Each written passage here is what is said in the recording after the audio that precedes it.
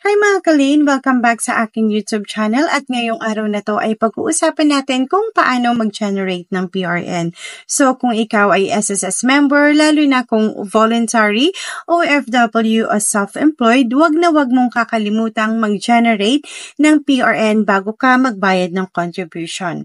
So sa video na ito, ituturo ko sa iyo ang kumpletong step-by-step process kung paano kumuha ng PRN online gamit ang My.SSS portal.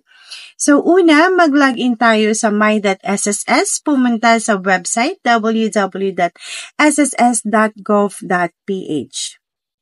So yan, login at gamitin ang iyong user ID at password. Okay, so lagyan muna natin ang ating password.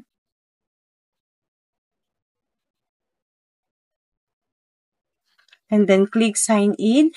Then after that, manghihingi sa inyo si SSS ng OTP. Click mo lang yan, get PIN, at antayin ng OTP.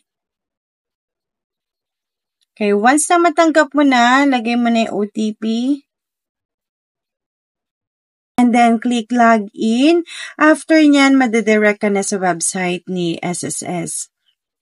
And pangalawa, pumunta sa Payment Reference Number section. Makikita mo ito sa may menu bar sa may bandang right side. Click mo lang yan, Payment Reference, and then piliin ang Contributions. At pangatlo, piliin ang iyong membership type at contribution details. Ibaba mo lang yan. Dito sa may membership type, piliin kung ikaw ay voluntary, OFW, or self-employed. So, for example, voluntary tayo. At dito sa may pangalawang tab, piliin ang buwan ng hulog or yung coverage period. So, for example, ang babayaran natin is for this month lang, kaya i-click lang natin yung April. And then, may makikita kayo ditong pension booster only. Pwede nyo din yan i-click at ilagay dito yung type ng amount kung magkano yung gusto nyong bayaran. But, take note na 500 pesos ang minimum para sa pension booster. And so, isara muna natin yan since hindi naman tayo magbabayad ng pension booster. At dito sa may contribution, click nyo lang yung select premium.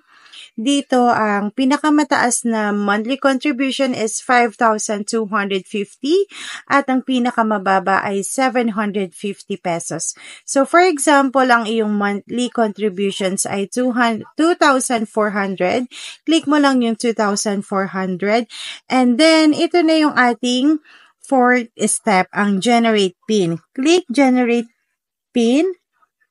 Okay. So, after that, makikita mo na ang iyong payment reference number. Ito yung inyong payment reference number. VD252058692646. At ang last step natin, pwede mo nang bayaran ang iyong contribution. I-click lang ang pay para may direct ka sa bills payment powered by Biller.oo or pwede mo rin naman siyang i-download. Dito sa my right side, click mo lang tong PDF at pwede mo tong dalhin sa SSS branch o Bayad Center. Try natin i-click. So, ayan. So, makikita nyo na, diba? Meron na kayong PDF.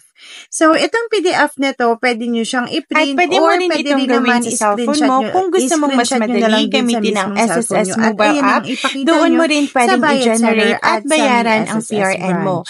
And reminder, laging bago ang PRN sa bawat bayad.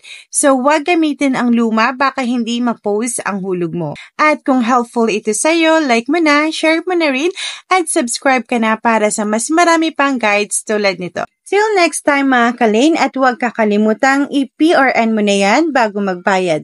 Tandaan, ang kaalaman ay susi ng matalinong desisyon. Maraming salamat po.